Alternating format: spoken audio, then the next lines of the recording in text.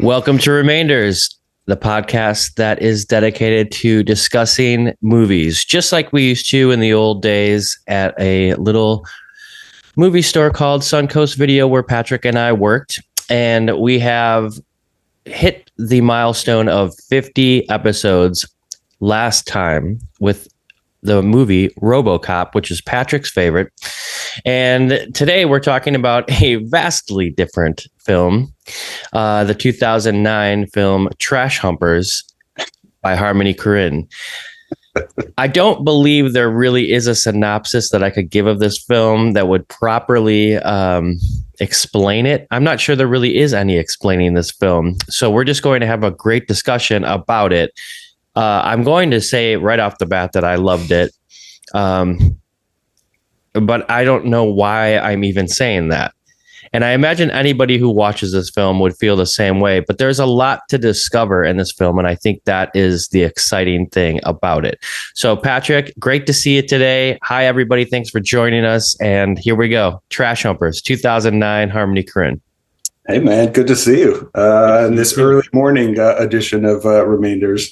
And I am still reeling from this movie because I'm definitely familiar with Harmony Korine. I had not seen Trash Humpers. I want to make the disclaimer. If you've been listening to the podcast and you see, they're watching Trash Humpers, they're like, what garbage is Patrick making us watch now these days? And no, it's definitely a Darren pick, and I can see why. And I just want to make that clear because, man, I am happy you brought this movie to my attention because this movie is bananas. Bananas is right. I want to just say quickly that, I don't know, this is like a cool way of finding this film. I have a love for cinema. So do you. And that's why we do this podcast. And I'm sure that's why a lot of people tune in because, it's nice to connect with people over film and talk about art in general and why you like something, why you don't. And I didn't know anything about this film. However, Harmony Korine is one of those artists that continually shocks me in a way that I haven't been by maybe anybody else. At an early age, I just remember seeing Kids, and that was the first introduction to Harmony Korine for me. And it was so shocking and upsetting in a way for me, especially being young and coming of age, that it was like, I didn't want to watch that film for many years again because I was scared of it. It scared me. And then for many years, his film Spring Breakers, a friend of mine had been telling me, you have to see Spring Breakers. It's so good.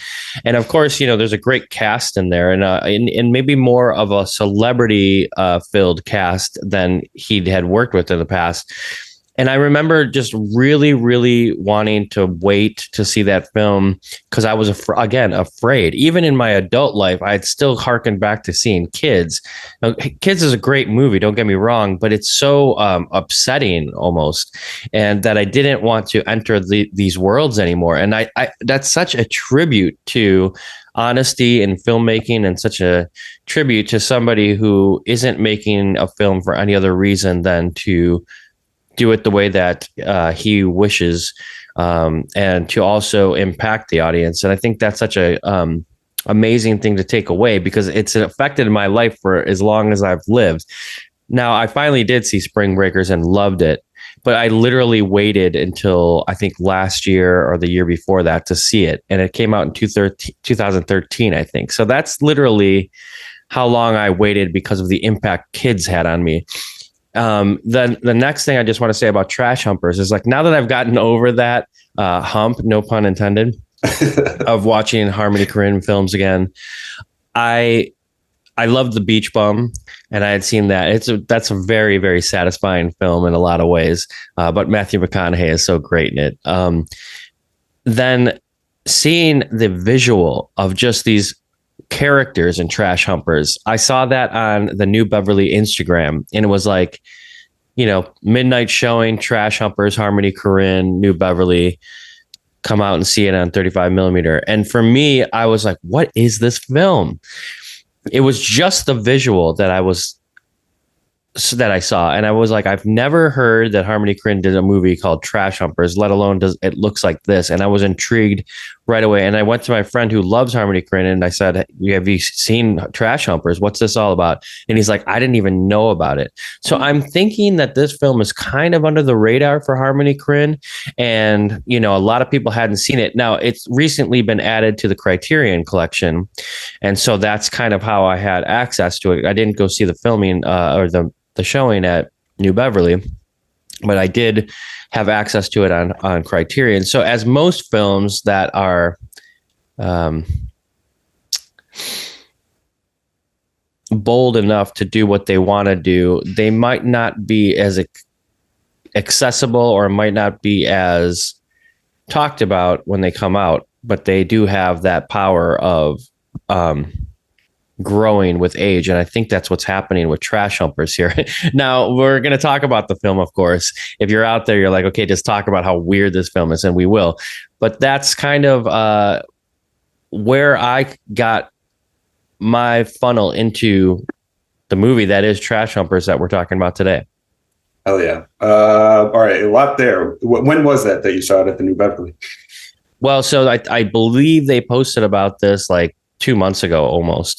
So this recent. Okay. I didn't know if this was a couple of years ago or not. So, okay. So to go back to a little bit of what you were saying. Yeah. I remember seeing kids when I was pretty young, when I was not much older than a kid myself. And I agree with you. That's a disturbing movie, especially more so if you're at a young age watching it, because it's such a dose of reality. And, if you come from like a relatively safe kind of background, you don't really worry about like serious life shit as a kid. I mean, we both grew up in the suburbs of Chicago.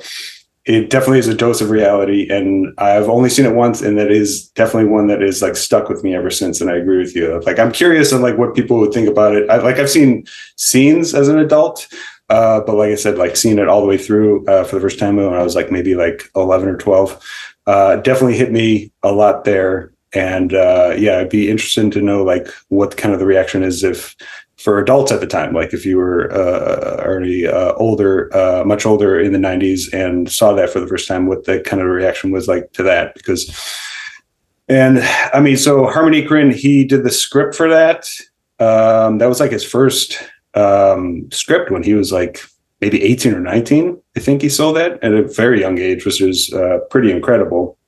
And it was directed by Larry Clark, who also made this other movie called Bully. It was from the late 90s. Have you seen that one? But I have not seen it, but I know like Brad Renfro is in it, right? Yeah. Mm-hmm. That's another one that is a very disturbing, especially if you see it at a young age kind of movie. It's just like such a dose of reality for young people. So that definitely, they kind of had a through line there, but yeah, it's like a mainline dose of reality, I guess. Right. And you're right. Like just experiencing it as, two kids from the suburbs, you're like this upset. It's almost like you could, attribute it the same way that like, it would be like seeing a movie about like fentanyl use or something like that now, you know? Yeah. Yeah. And again, it is just the age. So I'm not saying, maybe I saw it at too young of an age. I don't think that's an issue, but like I just didn't have the understanding of the world at that point as like an 11-year-old probably wouldn't most of the time. That definitely stuck with me. And then, so I haven't seen either of the ones you mentioned, Beach Bum or Spring Breakers. I've been meaning to watch Spring Breakers ever since it came out, and for whatever reason, I just never got to it. I honestly feel like that might be your favorite Harmony Korine movie when you see it. Just it might that would be my thought.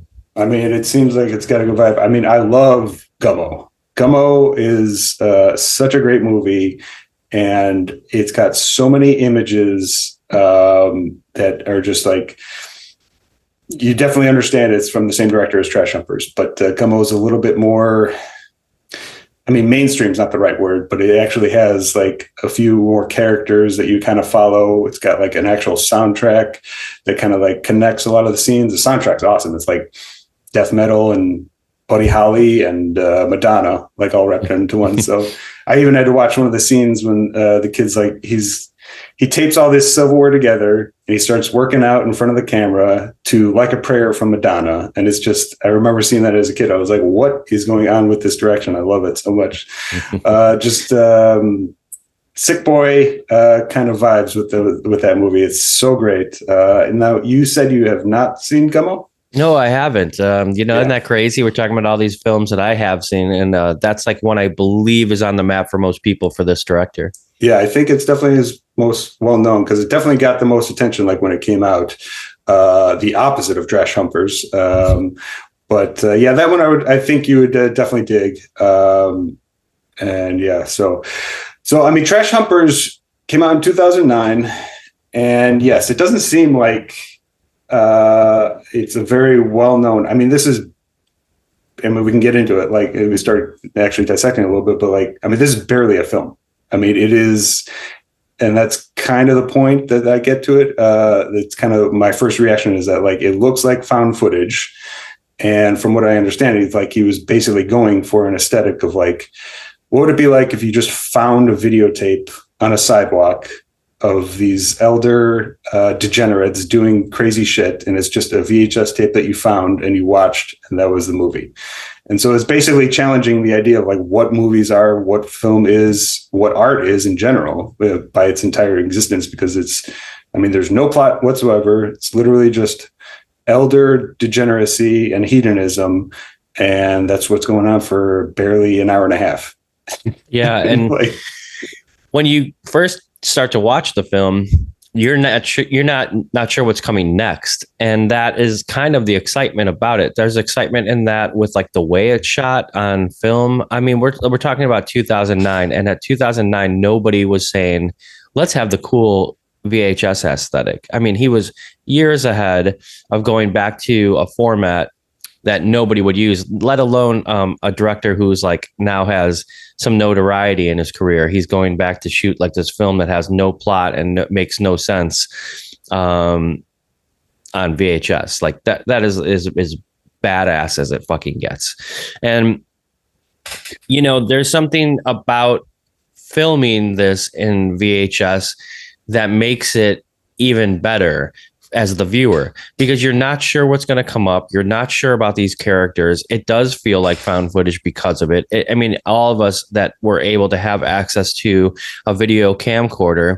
I mean, I know I did. I made home movies. I mean, I still have those VHSs that are completely spliced together on my own. It was our first introduction to, if you're excited about it, film and you love it, you have this want to make stuff. And that was the first time I remember being able to say like, whoa, I could like make a movie on this thing. It has that feel in Trash Humpers, almost like they have like some friend that's following them along. For anybody listening that hasn't seen the film, there's three, they're wearing masks, but you kind of can't tell, and you're not sure what's going on, if that is like supposed to be like their look, or if they're actually wearing masks on purpose, or if they're just like some kind of aliens. Like it's so shocking when you look at them, and scary, but also funny. Like there's fear, but there's also like humor in this. And of course, the things that they're doing as they like go from it's like vignette to vignette almost, because it's like little sections. Again, there's no real plot. It's not like they're going and leading up to something. It's just like little sections. So every time you enter into one of those little plots, you're like, what's going to happen now?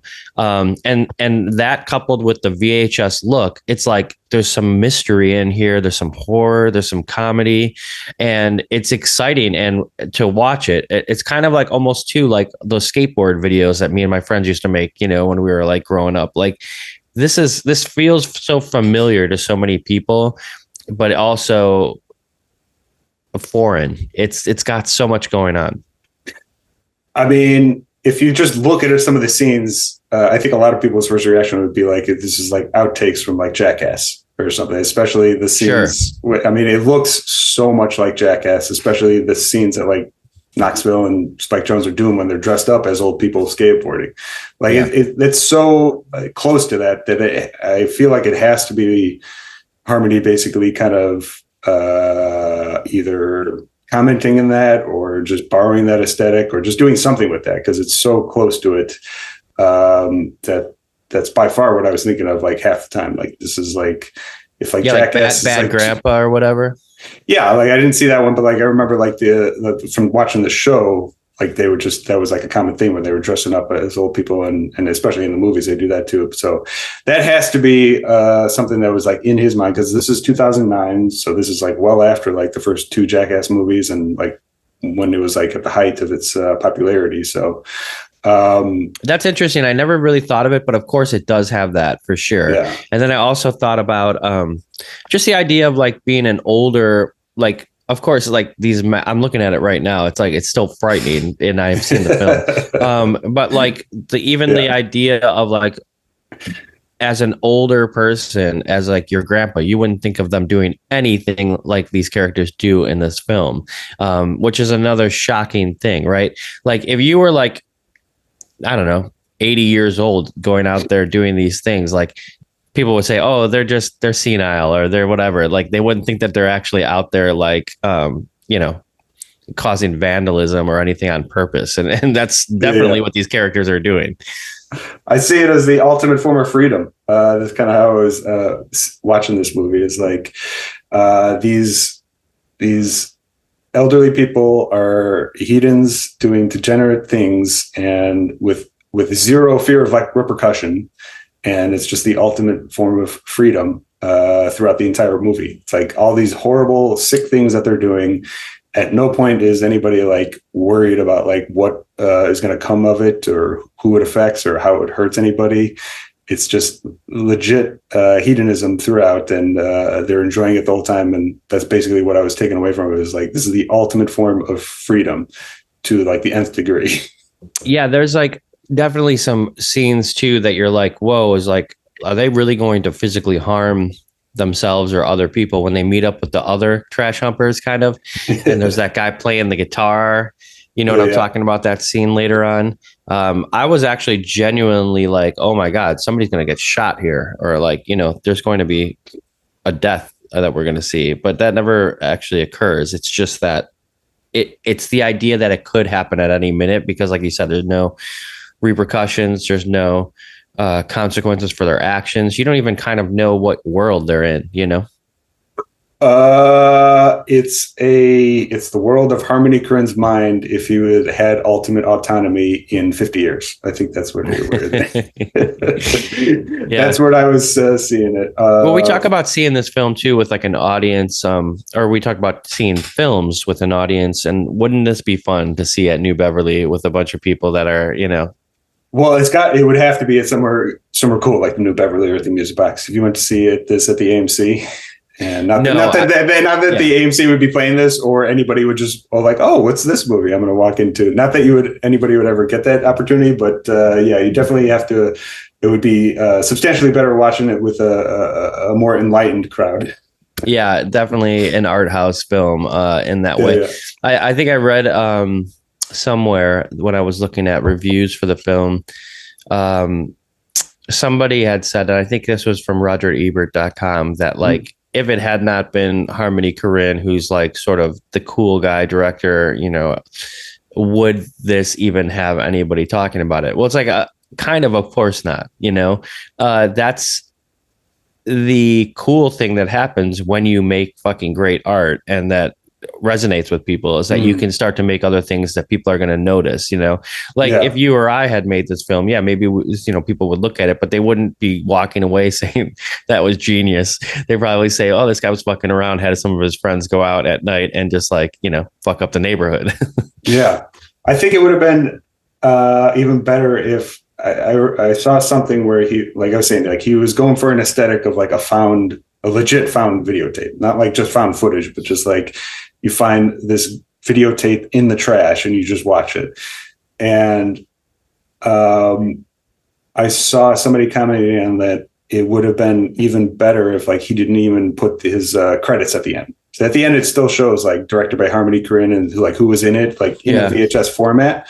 But like, I think it would have been even more effective if that just wasn't even in it. And it was just like this complete end to end found footage of depravity that you may or may not find in the garbage with some urine on it or something. Yeah, totally. And that's also the kind of like, and that goes into like you were just saying, like whether like who makes Trash Humpers is kind of a big deal. If you don't know who the director is, you're going to have a different reception from somebody who like Harmony Korine, who's already an established auteur, and you kind of understand his voice already. Yeah, who makes Trash Humpers is important. And that's, again, you could be anybody making it, but you've got to make that one, pop song, to be able to have people looking at you to see like what you're going to do next. I mean, that's just the way our society works. Now, it affects how the audience reacts. Right. And now it doesn't matter if anybody watches it or that, that's up for debate. But yeah, I mean, Harmony Korine is definitely somebody people are looking at. And a lot of people like us who love film and love badasses that do what they want are waiting to see what he'll do next. The idea of the found footage or the idea of like finding the VHS is kind of the idea behind the original Terrifier films. I forget, did you say you've seen those or no? I'm very familiar. I haven't seen any of them though. I saw some of the original, because they were screening on Joe Bob. The original was like the vignettes, right?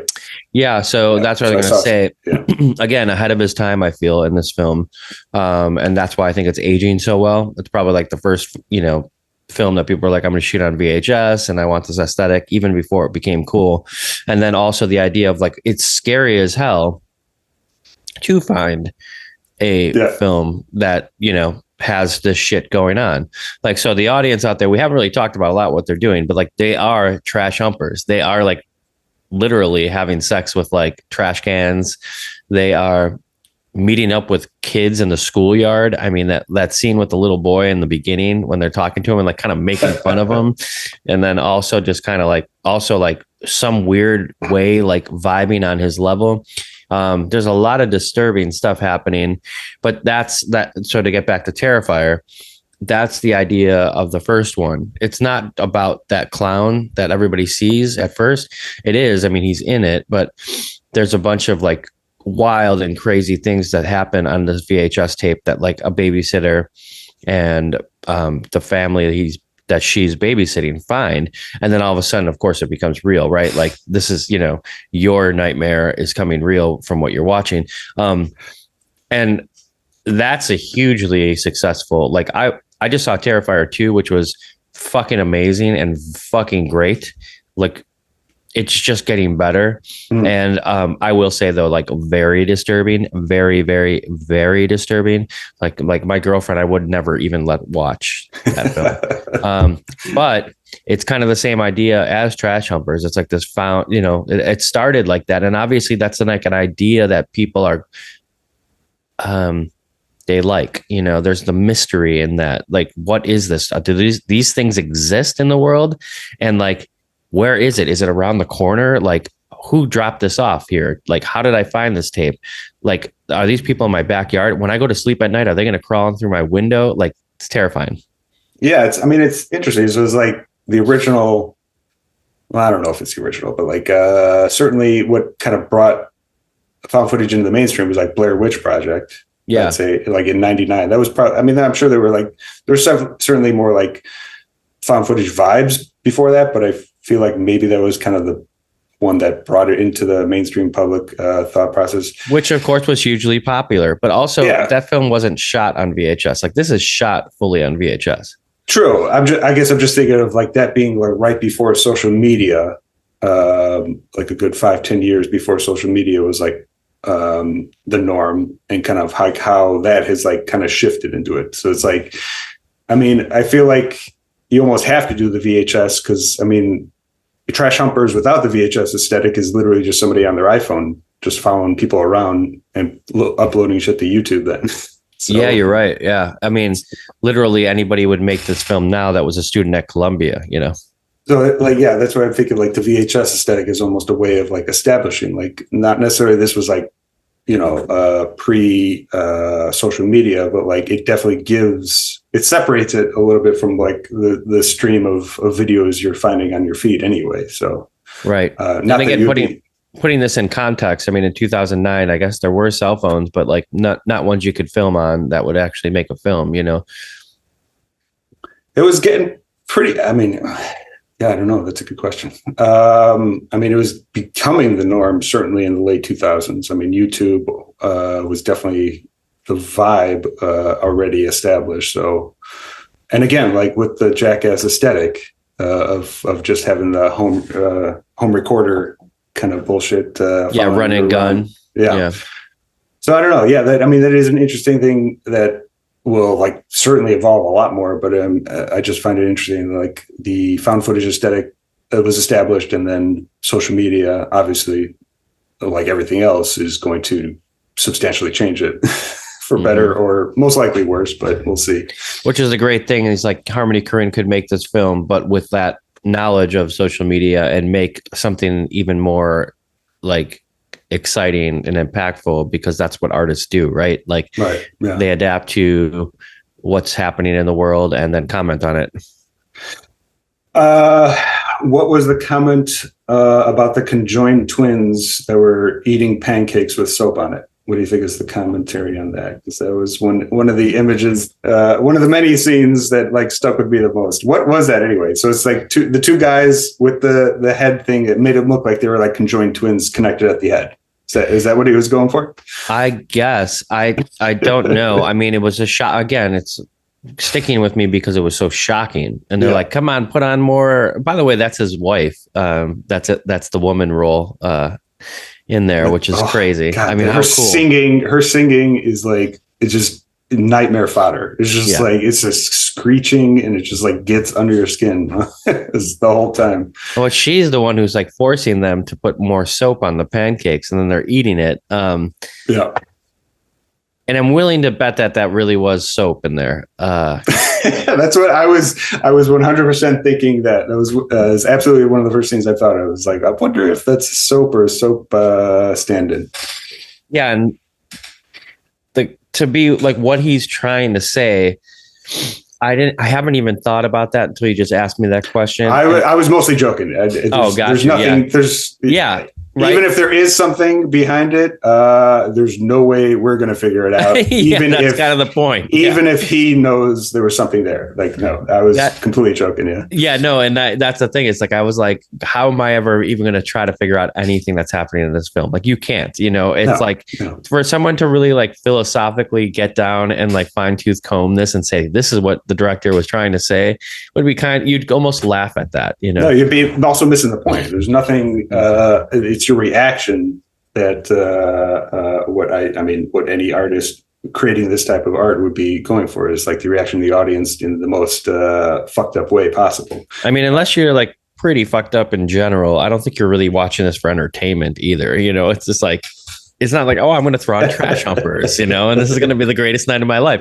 It's like, it's really something that you have to experience. I almost like kind of liken it to the films that Warhol was making. Like, they're not great films or anything like that. I don't know if you've ever seen any of them, but I think he's just like, kind of like, I'm going to make a film and I'm going to do it. It's going to be out there and people can experience it if they want. Like, a lot of times those Warhol films play when you go to see like, exhibits of his, just like as, oh, here's another arm of Andy Warhol's insane world and enter in if you like, Right. No. Yeah. This certainly post cinema. You could barely call it a film.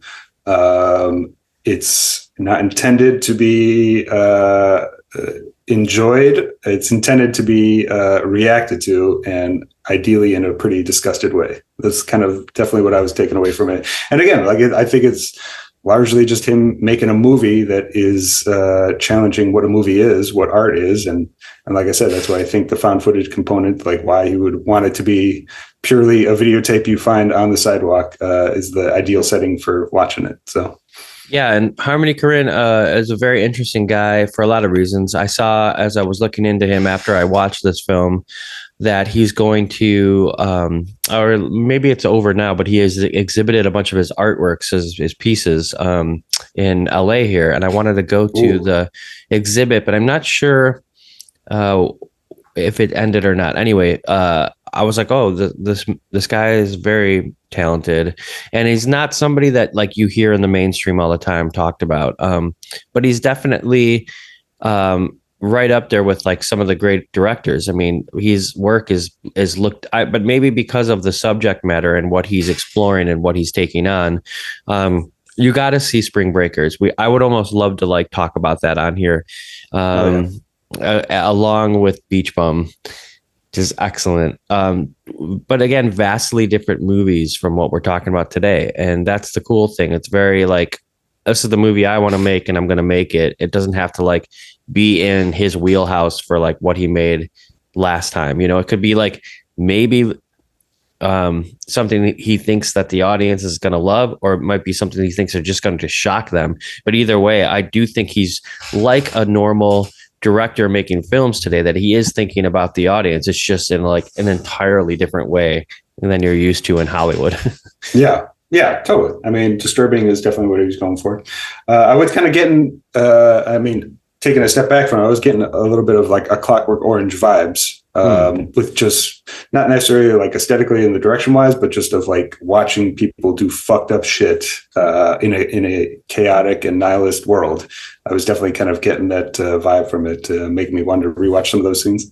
A little of the ultra violence, eh? Mm-hmm. Oh, savage style. I haven't seen that one for a minute. Be good to watch it. I loved when she was teaching the kid how to put razors in the apples. That was great. Nice. Another harmony, or another fucking absolutely shocking thing. Right. Throw it in there. Razor blades in the apples. I mean, you said earlier that it's kind of like separated into vignettes. And I think that's even like being way too kind. This is literally just like scenes out of nowhere of people doing shit that you have no context for whatsoever. And some go on for more than 5 seconds, but like most of them are just like shots of psychotic shit like that. And then you just move on to the next one. Well, and then, placed in there, then you see like, is that a dead body? Like a naked dead body just sitting there in like the, and then it makes the next scene even more shocking. It's like, is the person who's filming the Trash Humpers come across this dead body? Right. Is that a dead body? Did they have something to do with it? Like, there's no explanation. It's just then on to the next. And again, they're not necessarily vignettes, because I think a vignette would have to have some sort of rhyme or reason. and there's none of that. It's just like scene after scene, and they don't necessarily splice together for any kind of end goal. Oh man, that ball sack on that dead body was just that's screaming at you while you're watching it. You're just like, oh my God. Yeah, this is not a movie for everyone. That is for sure. I mean, I feel like we're selling it. I mean, if I hadn't seen it and I'm hearing this discussion, I'd be like, I probably should check this one out. Well, yeah, because, us, like, we're into watching anything as long as it's got some kind of, interesting thing to talk about. And this film, more than maybe most films that we've talked about, has a ton to talk about. I mean, you could sit there in the movie store, like the point of this podcast, and talk to a bunch of people that have different views on this film. Like it or hate it, you're going to talk about it. Yeah, I could understand a lot of people being like, what the fuck is this? Like, get me away from this. But at the same time, still having that visceral reaction, which is, I think, a valid reaction to it. And well, I'm not going to go and like tell my mom, hey mom, you're gonna really love Trash Humpers. Right. This is the film to watch. I actually just saw Chloe Fineman from SNL. Do you know her? Mm-mm. She does. I haven't watched Seinfeld or SNL too much. I'm sure I made her face. Yeah, she does a lot of the impersonations on there. Did she do Britney? Yeah, she did. Okay, so I saw one skit. It's the Britney one about her doing the voice auditions for her book, which is a fucking great sketch, because there's a couple impersonations, specifically Sarah Squirm doing John Mulaney. I love so. Oh yeah, it's a horse. Oh, I used to do drugs. Yeah. Amazing. So good. She actually talked about that for a second. It was at the Elysian Theater here, and which holds like 100 people, if that. Oh, nice. And she was doing like a quick thing. And the reason I'm talking about this is like, it was amazing to see, like, her do her thing, and she had all these wigs on stage, and then it was like, kind of run and gun, do what I want. And it was super entertaining, super exciting, fun. But her dad at the end of it got on stage, and her dad was like doing all of these kind of like what you would think or inappropriate things with his daughter on stage, like talking about things that you wouldn't necessarily talk about with your parents and stuff. And I was like, immediately when he got on stage and he was doing some of these things, I was like, oh, this was a household where you could probably talk about Trash Humpers, like you, Yeah. and it kind of was cool in that way, but it also kind of like, it was a little shocking because you're like, whoa, like, they talk like they were talking about like orgasms and stuff like that, like together. And I was like, not together, but I'm just saying like things you wouldn't necessarily talk about with your family or your parents at that. And so, yeah, maybe they would be the only, like, there's certain people out there that have that relationship with their parents where they're like, yeah, you should watch Trash Humpers. It's fucking crazy. Like, but I would, I'm not one of them. My mom would, probably say like, who are you, Darren, if I told her to go watch Trash Humpers. Right. Most people are watching Christmas Story or Lord of the Rings on Christmas, but Exactly. Maybe that family was watching Harmony Korine movies. So yeah, totally. Christmas time coming up, by the way. Lord of the Rings are kind of my Christmas movies. I was thinking about this. They're not Christmas movies at all, but the fact that they all came out in November and like the special edition DVDs when we were working at Suncoast, those came out in November as well. So it's like between 2001 and 2004, it was just like Christmas time, new awesome Lord of the Rings movie. So like it basically set the tone. And now Lord of the Rings, the extended editions are just kind of my Christmas movies. Talk about a great money business model there coming out right before Christmas, right? Well, yeah. I mean, I was actually I watched a short documentary, like a retrospective on the Lord of the Rings, and that was like there was not a normal thing before then. To like November, December was not like a blockbuster type month back then. There was more prestigious purely for that, and like the idea that they weren't being released in the summer was kind of like a gamble. And now that's normal, obviously, but those were kind of the ones that kind of set the tone for that. So. Yeah. And I mean, obviously the packaging was everything. Those extended editions were like, looked awesome. I still have those somewhere. But I got mine right here. Nice. My best, one of my favorite trios of DVD that I'll never get rid of. So those things are beautiful. So like, it took everything in me when I was in Chicago just the other weekend to not go to my brother's house and pull all of my DVDs out of his attic and right. say, I'm taking these with me. I'm taking them all back, Yeah. I don't really have anything else to say about this film. I feel like let's wrap it up and let's talk for a minute. Everybody out there who's listening, don't listen to what I said about my mom. She wouldn't like it, but I bet you will. Just for the fact of seeing a film by this great director and seeing like what was in his mind, and take it away however you want. Enjoy it for that. You might not watch it ever again, but it's worth at least one watch to experience a kind of art that might be different than what you're used to. It might be a one-timer. I do think the end has almost not quite there, but almost a glimpse of like optimism with. So I guess that's his wife. I didn't know that. Harmony, Rachel Korine. Mm-hmm. She's cradling a baby in a couple scenes. She's cradling a baby, an actual baby, because there's a couple scenes with like a plastic doll baby throughout the movie. But she's cradling an actual baby, pushing it in a cart. It's still kind of like grating and fucked up, but like it almost borderlines like some sort of semblance of normality, I guess is a way to put it. Even with all the aesthetics still going on. Yeah. I don't know. It just being at the last scene, it definitely stuck with me. I was like, oh, that was not as psychotic as the previous hour and 20 minutes that I just watched. So, and also I would say, watching it once just to view it. If anybody ever brings up Trash Humpers, it will be as memorable as Kids was to me. Maybe not as shocking in the way that it would affect me in my life. I mean, in Kids, I was worried about getting AIDS, of course, and thinking that, wow, just fucking around could lead to the end of my life. But and not trust anybody, fuck. So many things to talk about with that film. There's no like immediate worry for me watching this film, but it is something that will stick with me, just like kids, in the fact that it was like shocking visually to watch people do what they were doing in the film.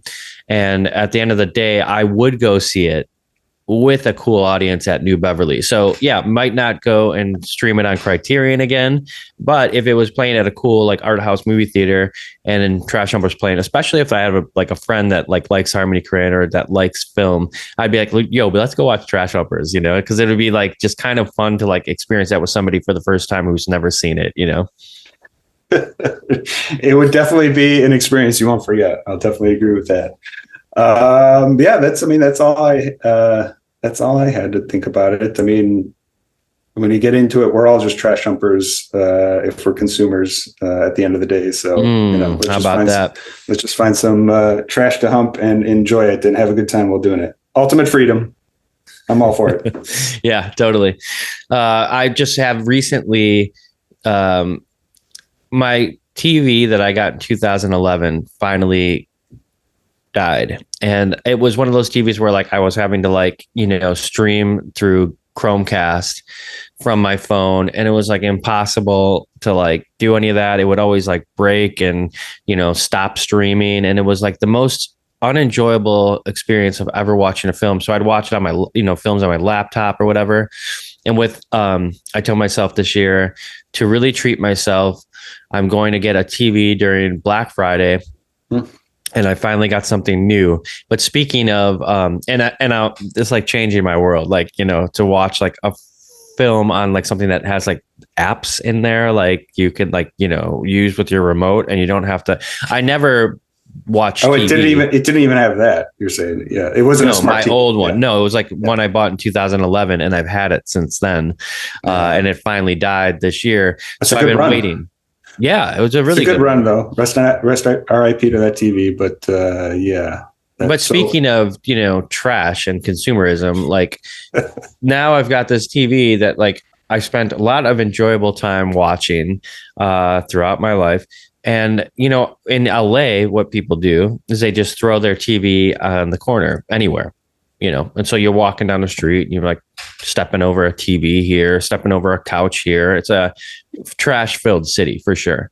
And I can't bring myself to do that with the TV. I have this like connection with it where I'm like, I'm not going to just abandon it on the street, like I need to go to a recycling place. I think here they charge you like $30 to like recycle it, but that's to me is much better for a lot of reasons than just leaving it on the street. But I have this weird kind of connection to it.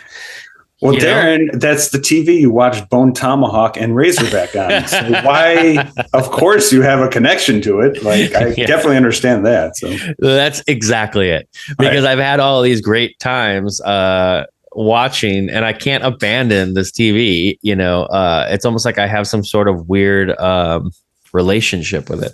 But anyway, that's kind of an interesting segue that I hadn't thought I'd think about now that we're talking about trash humpers. Yeah, like consumerism and things like that. I've actually placed value on this television that doesn't work anymore. It's a piece of machinery because of the experience that I've had with it.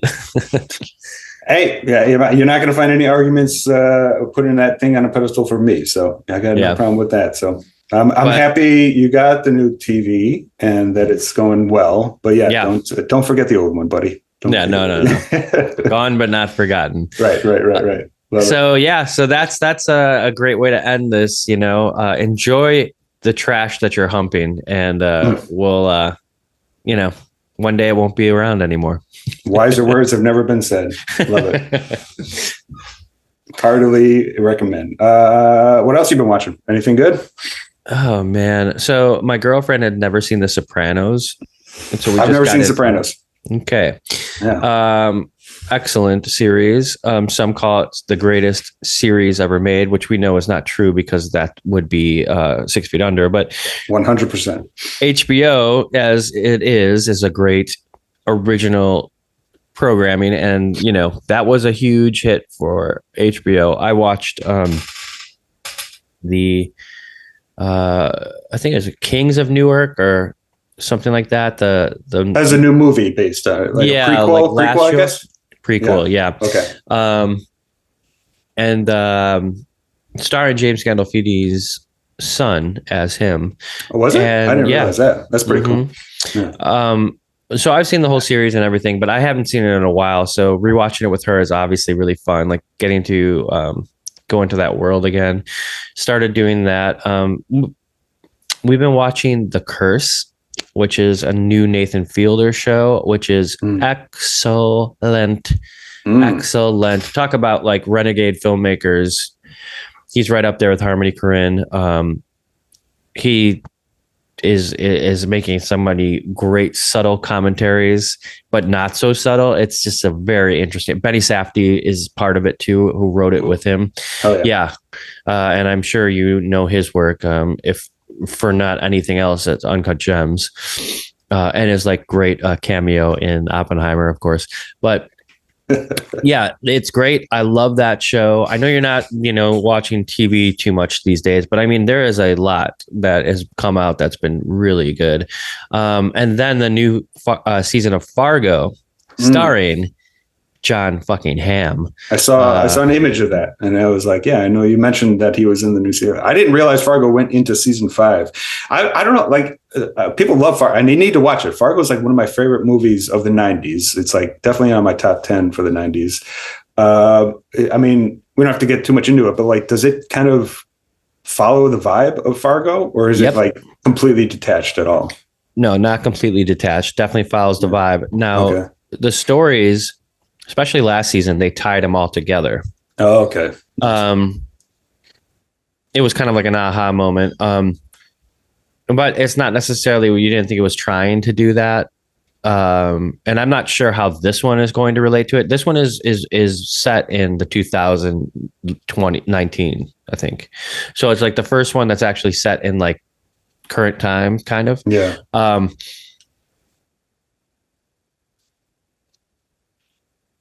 So much of this season especially is following like a lot of like the plot points of the movie.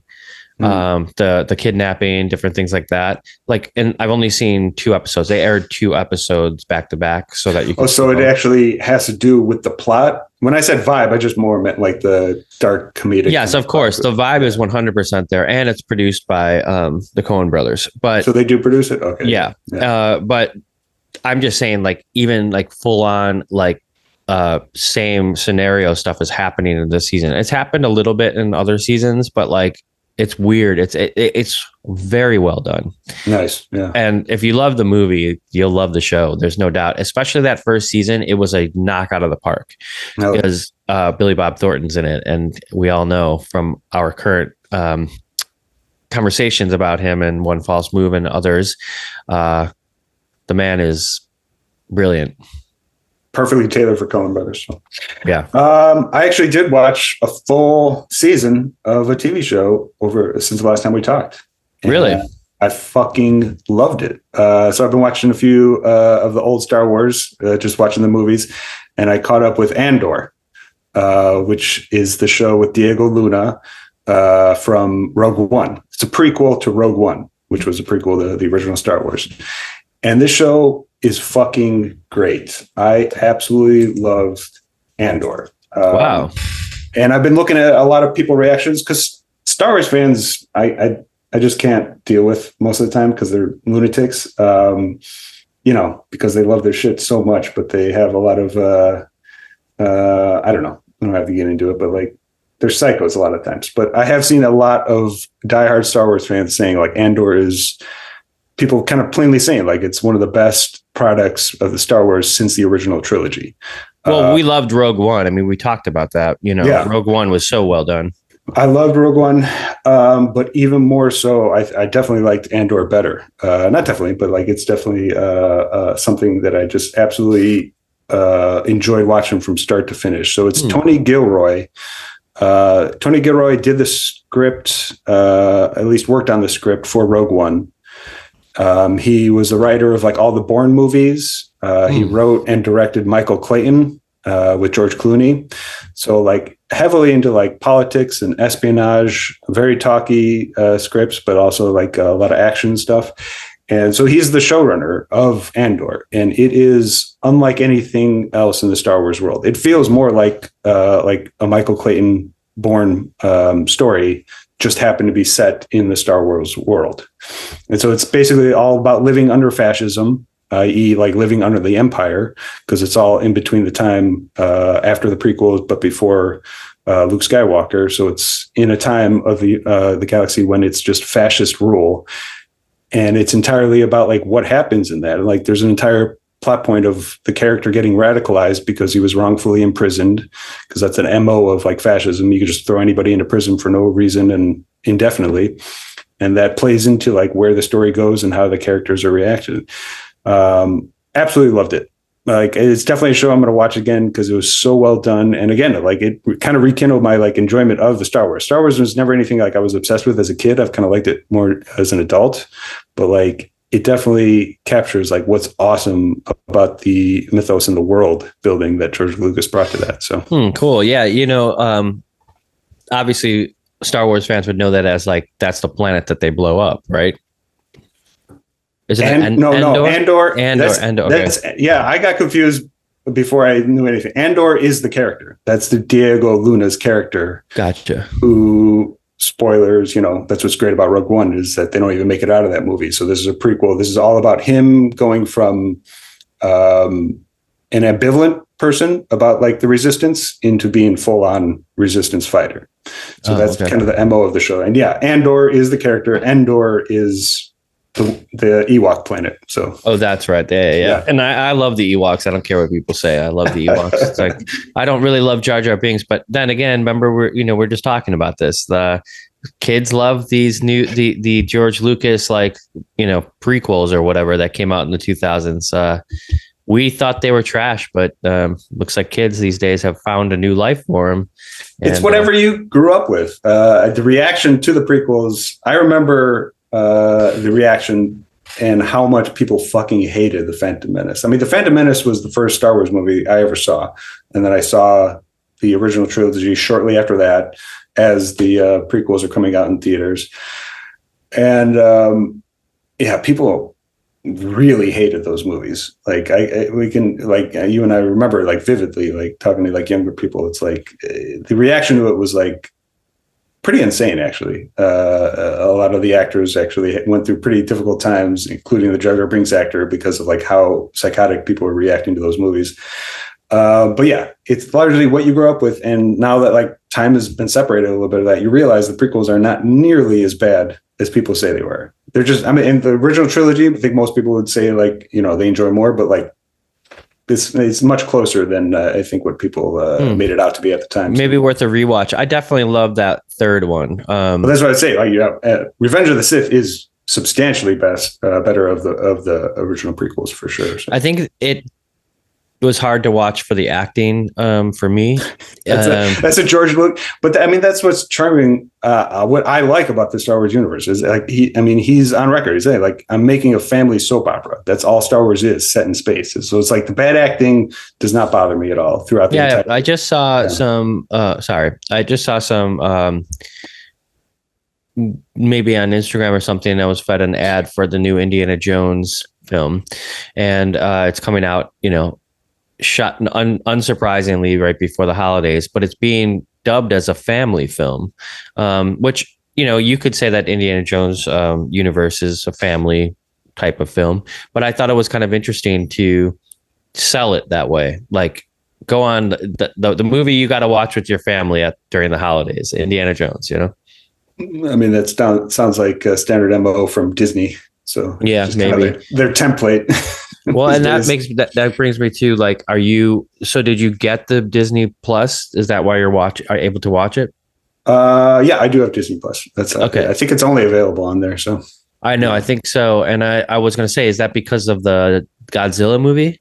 Because or the show with Kurt Russell? No, I still need to watch that. That's on Apple Plus. Oh, Apple Plus. Okay. So that's the thing. It's like, I'm so sick and tired of getting all these fucking, I mean, the Godzilla show is what I would want to be streaming the most, but I just need to like actually get another streaming service. I mean, ideally, I could just wait for Godzilla to come out and buy that on DVD, but we'll see if that happens or not. But yeah, I mean, it's just, yeah, I don't know. I'm just they're kind of going all the back different to streaming services that I have and don't want. So, well, they're kind of going back. So I think it's Paramount Plus that we're watching The Curse on. Yeah, I know. It's crazy. I know, dude. It's crazy. But what I'm trying to say is like they're kind of going back to like releasing it weekly now because for streamers that makes sense. A lot of people go into it with like the free trial for 7 days. Right. But if you really like a show, you're like, oh god damn it, I'm just gonna have to watch till the show's over, and then now you're hooked for however long, and then you forget, life goes by, and then all of a sudden they just dip into your bank account and luckily I look at my funds every day, but some people don't, and that's how these streamers are.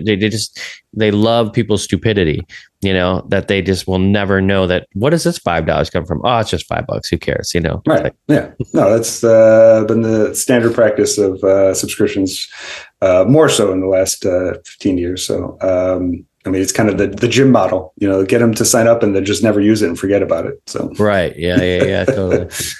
So yeah, Andor, fucking loved it. Speaking of Godzilla, I haven't watched the show. Definitely need to watch it. I am going to see the new Godzilla tonight.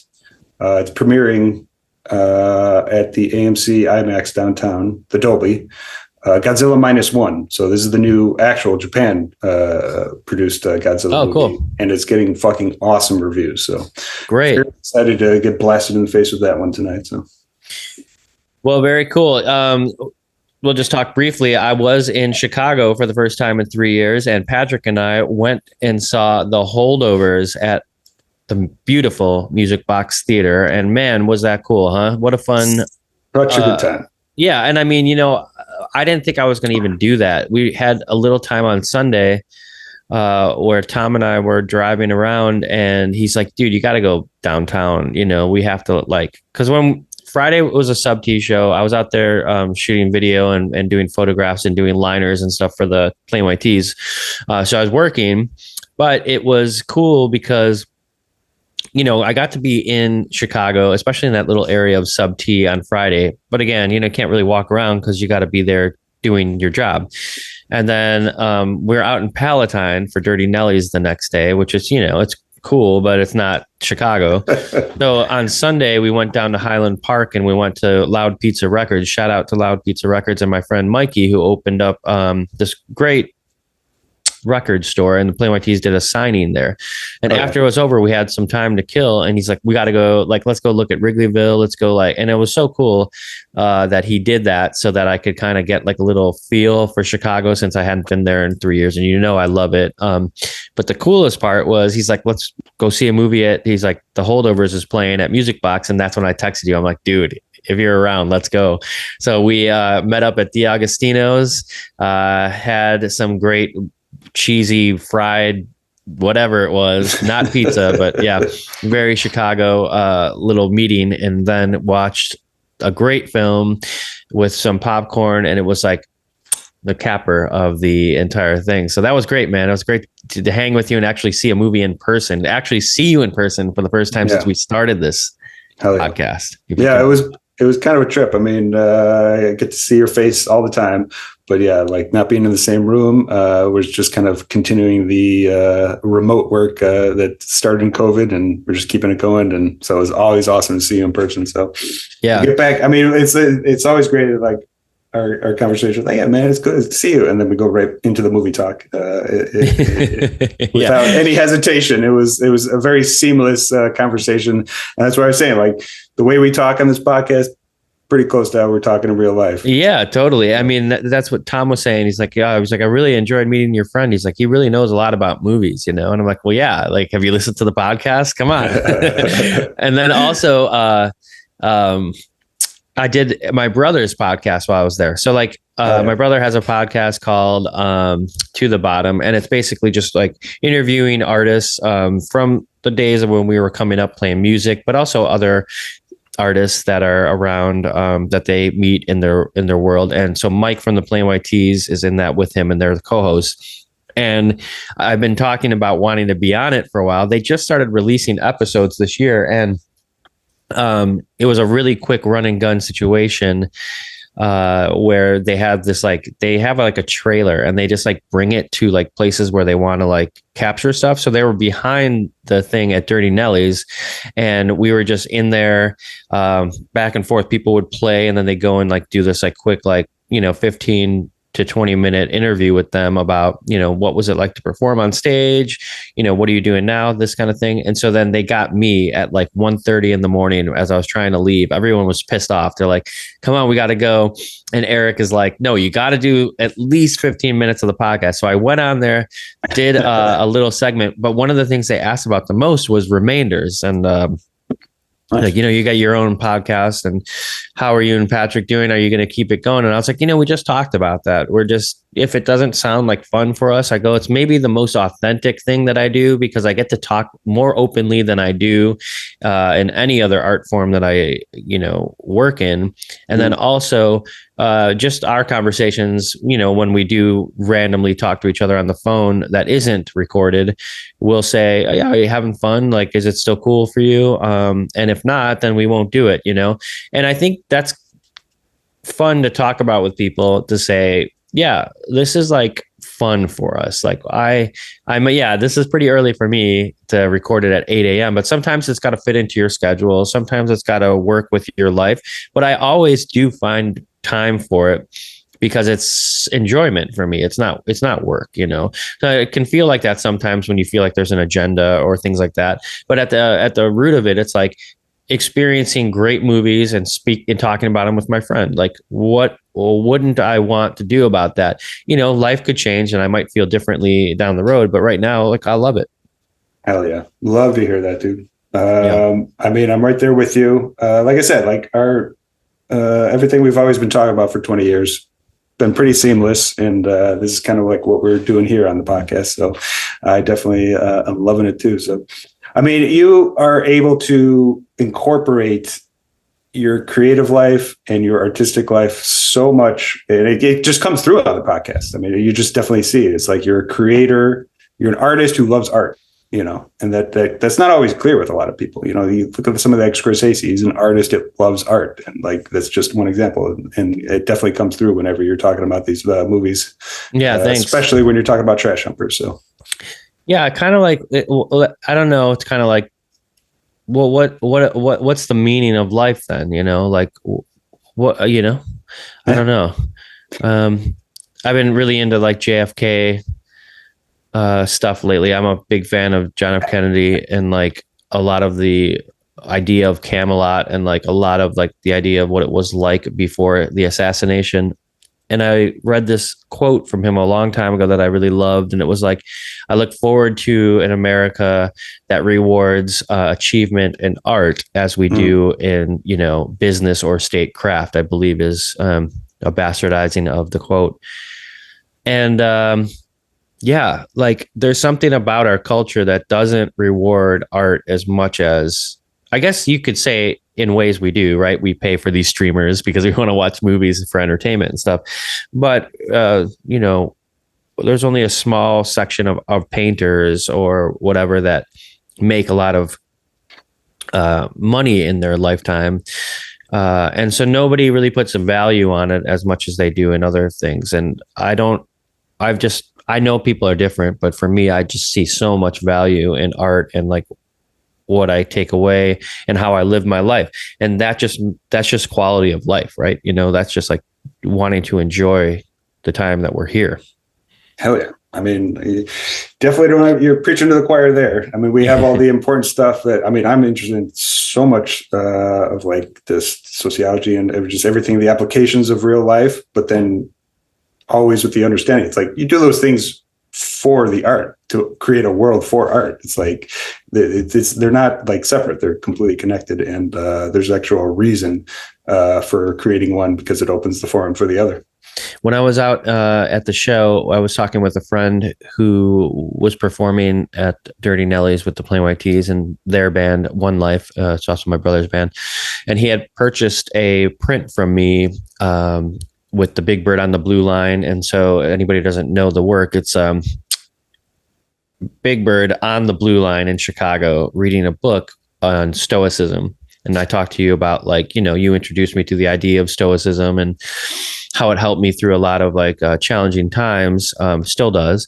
And he was talking to me a lot. He's like, I love the print for a lot of reasons for what I saw in it. And he's like, I didn't realize until, like, you know, passing it one morning with my coffee that he was reading the book of stoicism. And then we went into like a discussion about stoicism and what it meant to him. And I was like, this is it, you know, like, this is why I do what I do, like, and why people enjoy art. They can experience this stuff differently at any time in their life. You can hear a song differently when you're 60 than you did when you were 20. It means something different. It is the gift that keeps giving. Love that. And we could tie it back to the Holdovers. One of my favorite gags in that is that he just keeps on giving everybody the Meditations by Marcus Aurelius. Yeah, totally. Yeah, it's like at that one shot with all of the, like, you know, he's got 30 of them. That was the instant that I fell in love with that movie. Like 30 minutes in, when he gives it as the book to the two characters, it's like, this is beaubeautiful. I love it so much. Holdover is great. I would say still that it's not my favorite Alexander Payne. I hate to put it like that, because I did enjoy the film a lot. Something about Sideways just like was a fucking slam dunk for me. So yeah, I mean, his movies all age like wine. So I feel like in a couple of years, maybe when you watch Holdovers again, because it is up there with me. I mean, I love Alexander Payne. I mean, like Election, Sideways, About Schmidt, Holdovers, and Nebraska, like, are all like they're all pretty even, just at the absolute top for. He's interesting how he can speak to an older generation and a younger generation. You know, like Sideways was so, like, watching that in like 2002 or whenever it came out was like, oh, like, is this like the conversations that adults have? Is this like the way that they, like, is this what I will look like, you know, in 20 years or something like that? And then what's interesting about Holdovers is you kind of have both.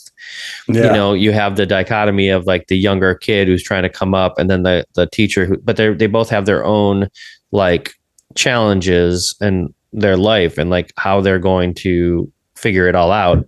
But it's the first film of his where I've seen that kind of together. Well, maybe Election, you could say, you know, you have the teachers and the students, and they're kind of pitted in the same world. So maybe I'm wrong about that. But anyway, I kind of enjoy the way he's able to speak to every sort of stage of life.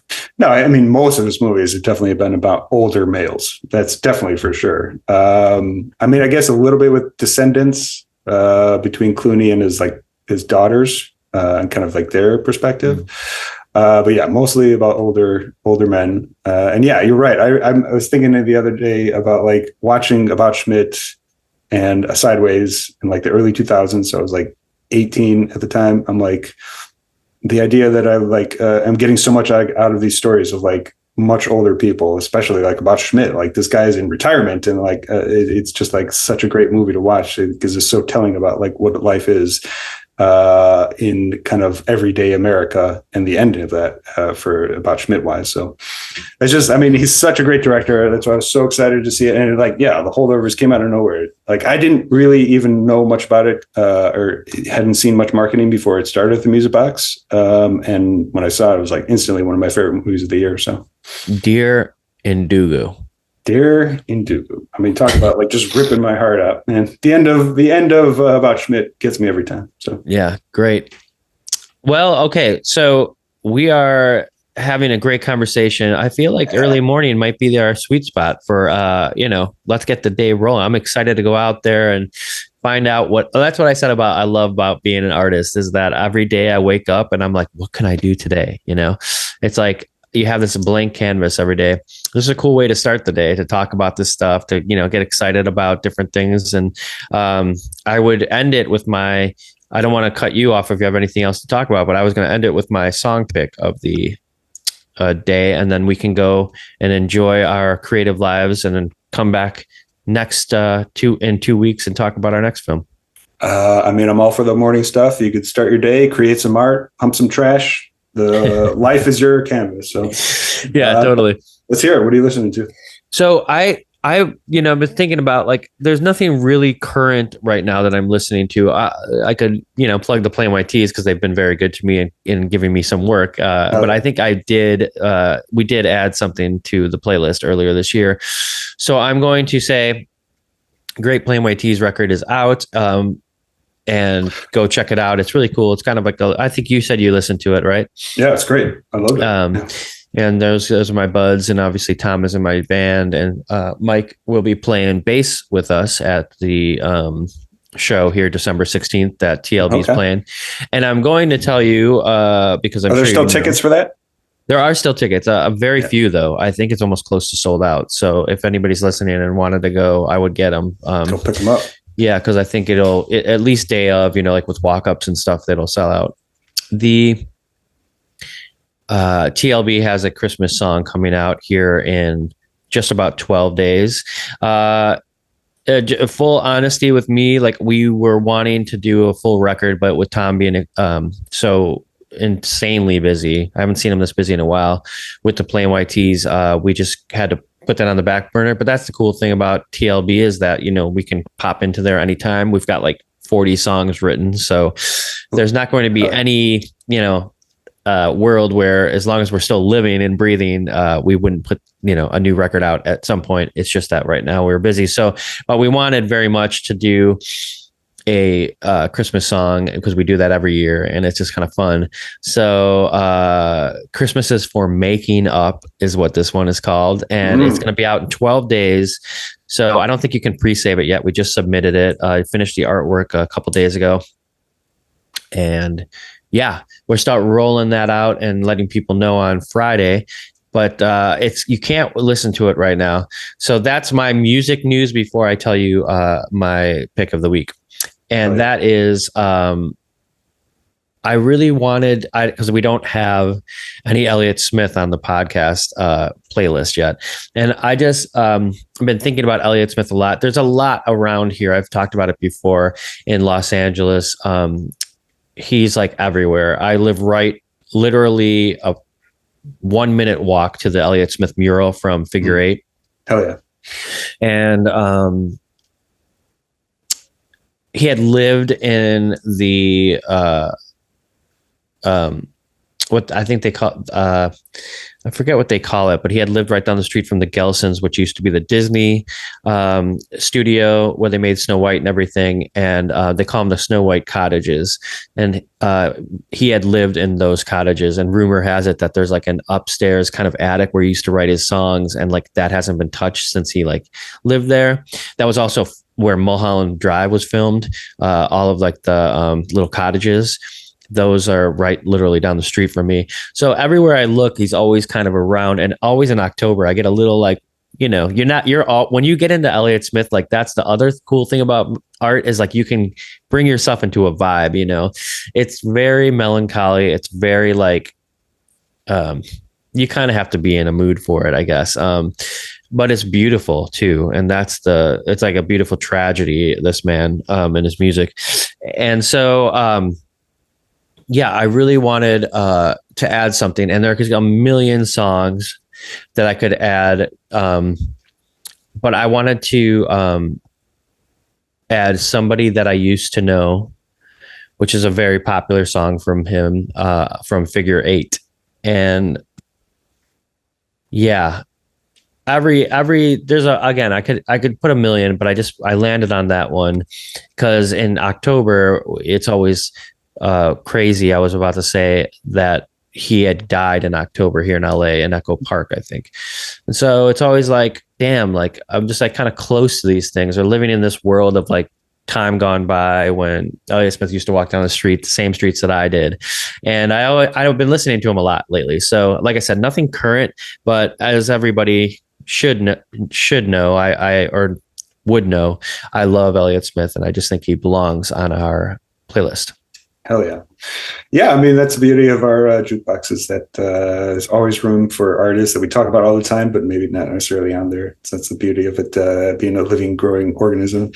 Yeah, it's off Figure Eight. That's his 2000 album. Yeah, that album's great. I mean, yeah. Are you familiar? Are you a fan? Yeah, I mean, I love Smith. I mean, yeah, he's not one I like put on a regular basis, but like I've been on and off every couple of years with all of his records. Since it's not really a running playlist, so I wouldn't think you'd be adding it to that. Oh, you mean like a running, like actual exercise song? No. Yeah, no, that's not for that. But yeah, I don't know. I feel like maybe I discovered him after Tannenbaum's when Needle right. Day was used. I probably listened to a lot of his albums like shortly after that. So, and he's always been one that I go back to. I mean, yeah, he was an absolute beast of an artist. Just like the depth of his songs. So yeah, I'd be happy to revisit some of that. I always liked, I mean, yeah, I'm just looking at it, Elliot Smith, Either Or, EXO, and Figure Eight. Those are one of the ones that seem to be the most popular. I do enjoy New Moon quite a bit also. It's got a lot of B-sides from 2007. I remember really enjoying a lot of that one too. That kind of like ties into a little bit different. Dude, that one has some songs that are really, really tragic, like Ifan Farewell, which is just obviously about him killing himself, which is shocking when you listen to it now, knowing the tragedy of that. But yeah, EXO, the first song that I had ever heard from him was Waltz Number 2, and it was like blowing up in like the 1990s, late 1990s. And again, without the internet, I don't know how we even heard anything or, word of mouth, I guess, with everything. But like back then I could tell you like lead singers and all of their stories and like, their bands and their bandmates and everything without the use of the internet. I don't know how that happened, but like with all those Lookout Records bands and everything, it was just like, I just fed into that all the time. And it was shocking. I met Dr. Frank from Mr. T Experience in 2010, and we had a beer together. And when I was talking with him, I was telling him all these things that I had known about him, or he's like, how do you know all this? It was like, I don't know. I'm a fucking fan. And like, that's all we did at school is talk about that stuff. Kind of like what we do with the podcast. It's the new way of doing it, I suppose. Yeah. I mean, objectively, it's just sometimes how people's brain works. It's that you just take information in. Some stuff is going to stick more than others. For me, stuff that I don't even have to examine too much about movies just will stay with me. And I couldn't tell you the next thing about certain politics, even if I tried. So yeah, how about that? It just works like that sometimes. And then, with pre-internet, that is an interesting thing. It's like, I mean, like us working at Suncoast, that's what we look forward to. Is like, that's largely where we got our movie recommendations, literally just talking to who you knew. And luckily we were talking to people that we trusted, and that's where we kind of got it. If it wasn't from like, there were obviously mainstream publications, you could look at magazines and whatnot before the internet, but like, it was largely, like you said, word of mouth, especially with more underground stuff. And that's a little bit more so with music. It's like musicians and songs and whatnot that thrived entirely because people loved it and wanted to talk about it and wanted other people to listen to it. Yeah. Yeah. Well said. Love it. Great pick. It's time for Elliot Smith revisit anyway. It's been a couple of years since I listened to him, so appreciate that. Mm-hmm. I'm going with the Hives. I was lucky enough to see the Hives at the Bottom Lounge a couple weeks ago here in Chicago. Fucking awesome show. I had such a great time. And it was actually the first time I didn't realize. I thought I'd been to the Bottom Lounge before, but I had never been there for a full show. Perfect size venue. Absolutely perfect size venue for a band like the Hives. Just like such sold out, yeah. Oh yeah, definitely sold out. And it was packed, but certainly not uncomfortable at all. But like everybody was like so respectful for like as raucous of a show they put on. Such a great time. I had to look up the last time I saw them. It was in 2004. I saw them at the Metro. So that it was the first time seeing them since then. And they just still have the exact same energy, because that's a show that has always stuck with me because they're a band I've always loved. And I was mentioning to you this a little bit about AI. And so I watched that Beatles music video with the AI created. I was just like, oh my, like, I don't even know what is going on in this world. It was just like, yeah, fun to watch, but like, oh, is that the death of rock and roll? It's like, I mean, rock and roll has been something that's been dying for a long time, you could say, but it always comes back. But like this was actually a video of like, oh, you can actually use this as the last nail in the coffin of rock and roll. And then that same week, I go to see the Hives live in concert, and it's like, no, it's an energy that'll never die. And like I was kind of saying to you, it's like I think AI will kind of a silver lining will be a little bit more in person art, live performances, the experience, not necessarily on a screen or from a speaker, from something that you can actually see and touch, will be the result of a lot of AI stuff coming out. You can only take in so much stuff on a screen that was created by a computer, but then when you actually experience it firsthand, like seeing the Hives play, so again, like it's recuperating my faith in that type of art and rock and roll. So awesome. Yeah, I had heard that show was amazing. Another friend of mine had gone to it too, and I read recently that they were talking about franchising the Hives. Did you hear about this? My guess, well, the MO of Howlin' P is that's part of their persona, is that they're just we're the greatest rock and roll band in the world. They've been saying that since day one in the 90s, and that's just kind of the persona that they go with. So for a franchise, whatever that means, kind of makes sense in their personas, I guess. Yeah, like, so, the Hives never die. Like, you can see them anytime in the history. Is like you franchise going to see the Hives, like, and it would be the exact same experience as seeing the original band. That's, I think, the idea. I'll have to look a little bit more into what that is, but I love his persona on stage. It's just like, we're the greatest. You're here to see us. We're here to put on the best show possible for you. It's just like they have a commanding presence on stage and in their music, and it's fucking great. So awesome. What song are you choosing? Is it from the new record? It is. I mean, again, the Hives are, kind of like you're saying with Elliot Smith, or more appropriately, kind of like with the Ramones.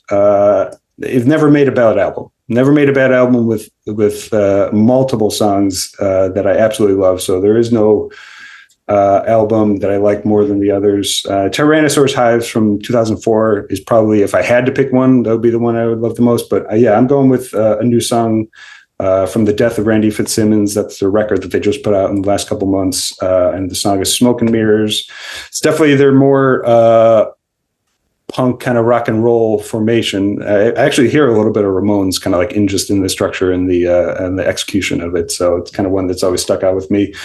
Very catchy song. Absolutely love it. The whole record kicks ass, but that's the one I'm going with today. Smoke and Mirrors. Yeah. I've been meaning to listen to that record. I don't know, like so many people have been like, dude, this new Hives record, you got to listen to it. And I've never been a gigantic fan of the Hives. I remember when they first came out, I kind of thought I was like, is this like a cheap Strokes rip-off band? But they've stood the test of time, of course, and they obviously are legendary at this point. So I'm excited to listen to it. This will be a good introduction to the new record for me. Hell yeah. I mean, they were part of the garage rock revival that the Strokes kicked off, but I mean, they certainly predated the Strokes and were doing their own thing and their own style very early on. And they just kind of benefited by that kind of rock revival. And again, their consistency is becoming their strength. I mean, this record is as good as all their previous ones. They've never made a bad record. So you can really start with any of their records, and their sound has not really changed that much, which is their strength also, I think. So you can start anywhere with them and have a good time. Definitely, like I said, just with AI creating a Beatles music video, I'm like, I need some genuine rock and roll in my life to keep my spirits going. And so that's also why I'm looking forward to the TLB live show. So. Oh, hell yeah. Yeah. No pressure. Right. I know. Rock is dying unless you fucking bring it back, Darren. Okay. Yeah. I'm practicing over here. I promise to put on as mediocre of a performance as we can. Well, that's all I'm asking for, just for your effort. So yeah. Yes, sir. Love it. All right, cool. Well, I guess that concludes another episode, 51. We're at 51. It'll be great to see what we choose next.